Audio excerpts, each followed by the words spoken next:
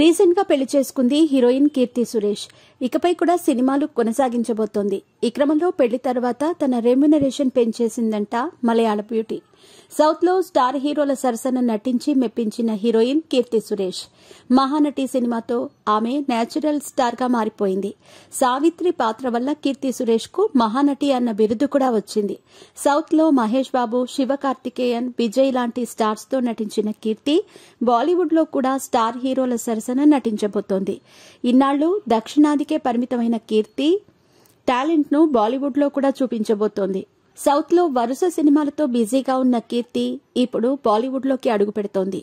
Baby John సినిమాతో north audience ముందుకు వస్తుంది. ఈ సినిమాలో వరుణ్ ధావన్ హీరోగా నటించారు. బేబీ జాన్ సినిమాతో తొలిసారి ప్రేక్షకులను పలకరించనుంది. మీ పెట్స్ కి గ్రూమింగ్ నుంచి బర్త్డే సెలబ్రేషన్స్ వరకు అన్నింటిలో మంచి ఆఫర్స్ ని మాయా టైల్స్ అండ్ ట్రయల్స్ వారు మీ ముందుకి తీసుకుని వచ్చారు. ఎక్కడో కాదు, మన బాజ్పల్లిలో. Phone number 8985555318. ఇప్పటి వరకు కీర్తి నటించిన సినిమా పెద్దగా హిందీలో రిలీజ్ కాలేదు. ఈ మూవీ ప్రమోషన్స్ జోరుగా సాగుతున్నాయి. అయితే ఈ సినిమా కోసం కీర్తి గట్టిగానే డిమాండ్ చేసిందట. అంతేకాదు, పెళ్లి తర్వాత ఆమె తన రెమ్యునరేషన్ అమాంతం పెంచేసిందని టాక్. రీసెంట్ గా అంటే డిసెంబర్ 12న కీర్తి సురేష్ తన చిన్ననాటి స్నేహితుడు, ప్రియుడు యాంటోనీతో 3 ముళ్లు వేయించుకుంది. ఇక పెళ్లి తర్వాత కూడా కెరీర్ ని కొనసాగించబోతోంది కీర్తి.